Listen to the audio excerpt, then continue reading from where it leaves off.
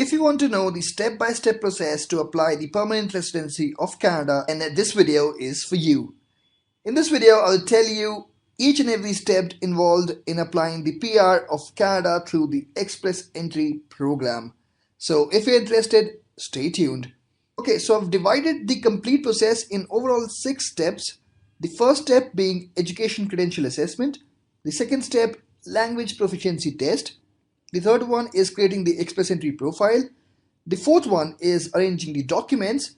The fifth one is submitting the application, and the last one is visa stamping.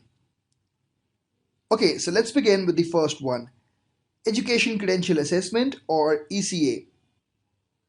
An ECA is a report by an independent company that evaluates your foreign education. This report is used to make sure that your foreign degree, diploma, certificate is valid and equal to a Canadian one. So mind it, your ECA is not done by the Canadian government, it's done by a few independent organizations, and those organizations are Comparative Education Service, University of Toronto. The other one is ICAS, International Credential Assessment Service of Canada. The third one is IQAS, International Qualifications Assessment Service.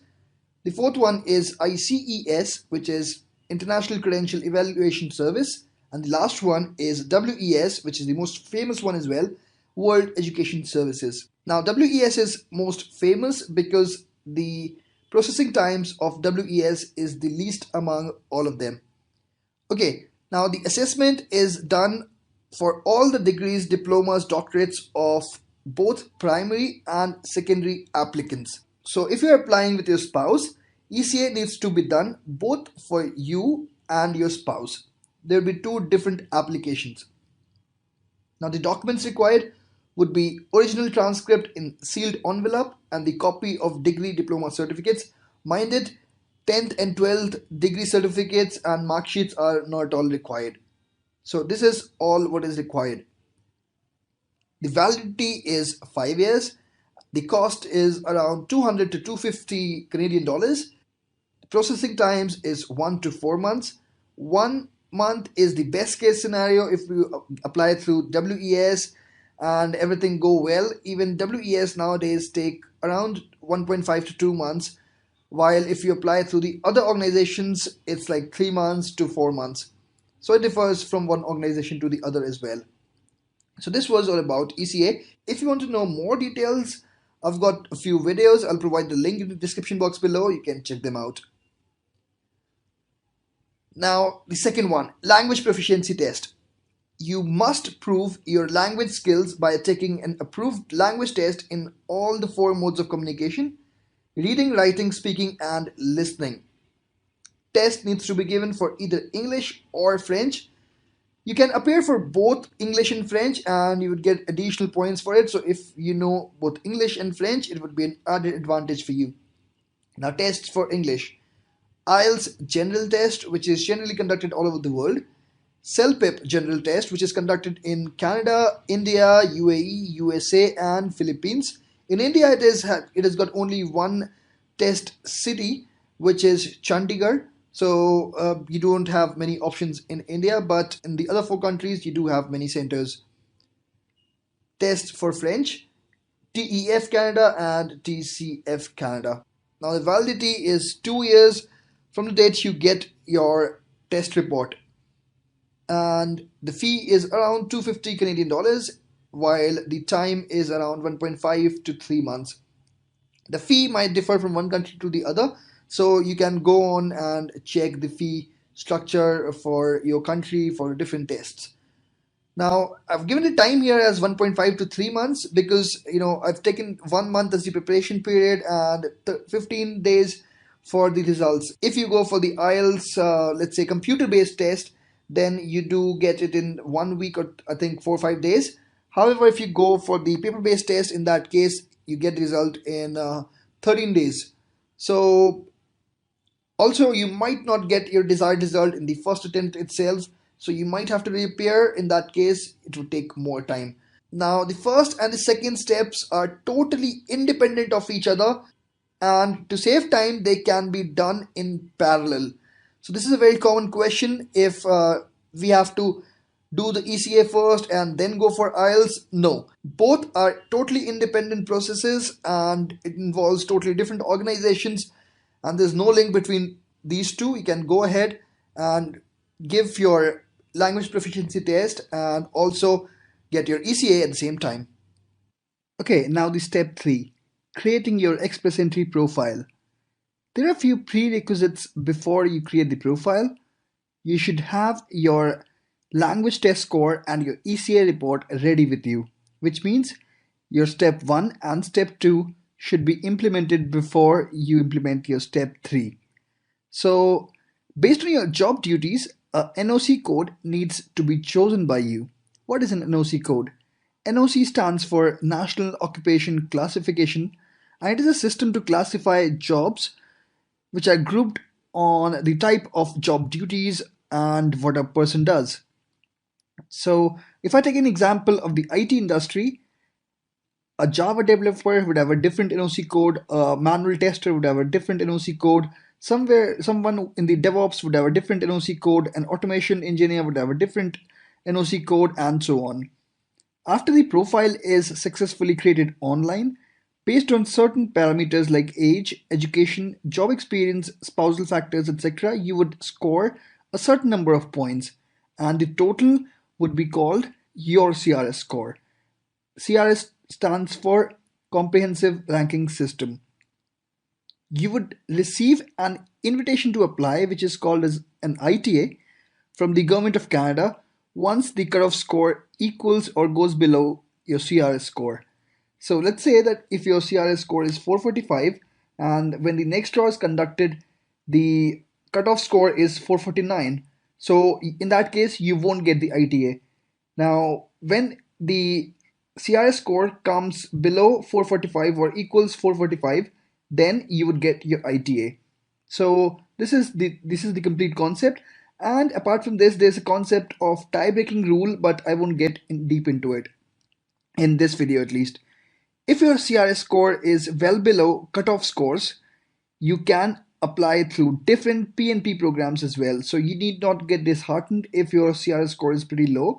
If your CRS score is in 350s, 380s, or maybe in early 400s, and you don't see any chance of getting an ITA very soon, in that case you can apply through different PNP programs.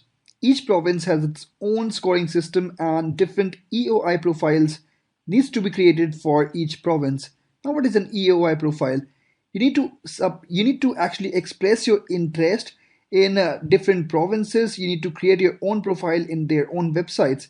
So EOI stands for expression of interest. A provincial nomination would add 600 additional points to your CRS score, ensuring that you get the ITA in the very next Express Entry draw. Now, these draws are conducted generally after every 15 days. So if you can get the provincial nomination, you can update your Express Entry profile, and of course you would definitely get the ITA in the very next draw. Okay, now the step 4, arranging documents. Trust me, this is a really time-consuming process. However, the time allotted to submit the application after you get the ITA is 60 days. Earlier it was 90 days, but now it has been reduced by 30 days and it is now only 60 days or 2 months. Now, which are the documents required?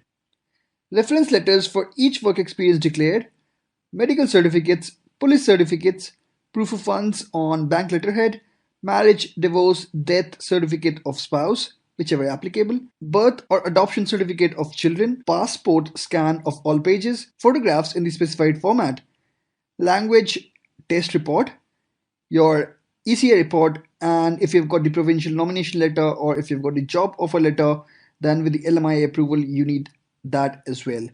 Now, reference letter. You definitely need the reference letter from all the employers. There's a specified format for it. So you need to get the reference letter from all the employers in that specified format.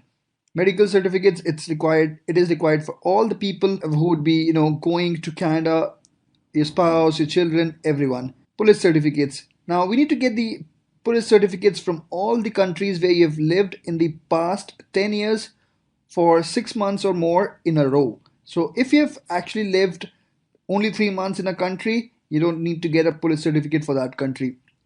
Now, proof of funds. Proof of funds is something very important. You need to have a certain amount of saving in your bank account.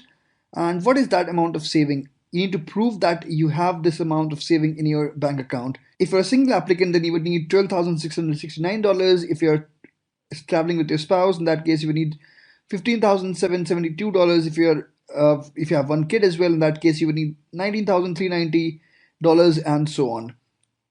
Okay, so this was about the documents. Now moving on to the fifth step, which is submitting your application.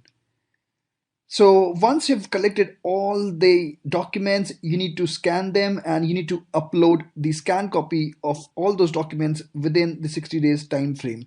So if you do collect the documents in 15 days, it's well and good. You can go and upload it. If you take, 1 month, 2 months, totally fine. But you need to do it within 60 days. Provide detailed information like your travel history, past residences of last 10 years. You need to give all that information, and it's a lot of information that they ask in different kind of forms. And all of this is done online. You have to pay the visa and PR application fee as well. So how much is the fee? This is the official screenshot from the canada.ca website. So if you're a single applicant, in that case, you need to pay something around 1,040 Canadian dollars. And if you include your spouse as well, in that case, you need to pay double that amount. Now the processing times. After you submit the application, you just have to wait. They might process your application within a month, but this is when you're really, really, really lucky. It generally takes from 2 to 3 months, but it might take up to 6 months. So this is the processing time, 1 to 6 months. Now the step 6, visa stamping, which is the very last step. Now, after you get the email from IRCC that your PR has been confirmed, you're given 30 days. In these 30 days, you have to go to the VFS office and submit few documents. After receiving that email of confirmation of PR, a single entry visa needs to be stamped on your passport. Small fee needs to be paid in the VFS center. Only passport and photographs needs to be submitted, but you need to carry the printout of that letter, of that email which you get from IRCC. Now this visa is a single entry visa, and this is only for the first time. So after you enter over there, you will get your PR card, and of course you don't need that visa anymore. So this is the complete process. In that visa, you would have an expiry date over there, and you have to land there before that visa actually expires. The processing times is 1 to 2 weeks. Generally, it is done in just 4 or 5 days, so this is not a time-consuming process. So these are the 6 steps of applying the PR through Express Entry program. I just hope that this video was helpful to you. Thank you so much for watching this video. Please click the like button if you think it was helpful for you, and share it with your friends if you think it can be helpful for your friends. And also subscribe my channel if you haven't subscribed it yet.